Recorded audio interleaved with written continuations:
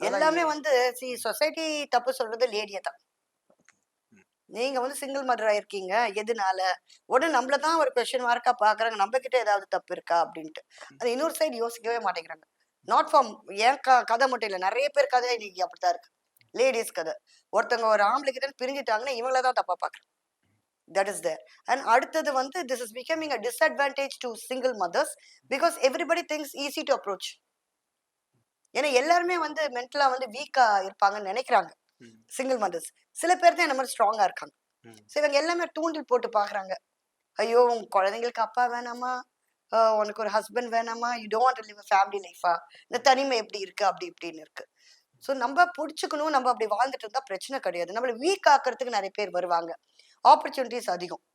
இப்ப நம்ம அம்மா, அப்பாவோட இருக்கும்போது, அம்மா அப்பாவோட இருக்க பொண்ணுன்னு யாரும் வரமாட்டாங்க. ம். புருஷனோட இருக்க லேடினாலும் யாரும் வரமாட்டாங்க.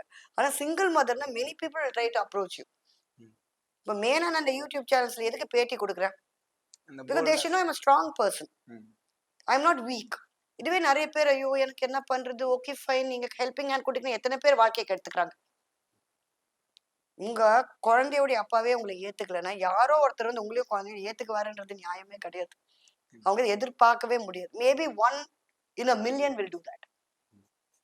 நான் 2, 3 பேர் இருக்காங்க. எனக்கு தெரிஞ்ச சர்க்கிள்லயே நெறைய பேர் வந்து கல்யாணம் ஆன பொண்ணுங்கள கல்யாணம் பண்ணி வாழ்க்கை குடுத்தவங்க நெறைய பேர் இருக்காங்க. குழந்தையோட இருக்க பொண்ணுங்களுக்கு வாழ்க்கை குடுத்தவங்க இருக்காங்க.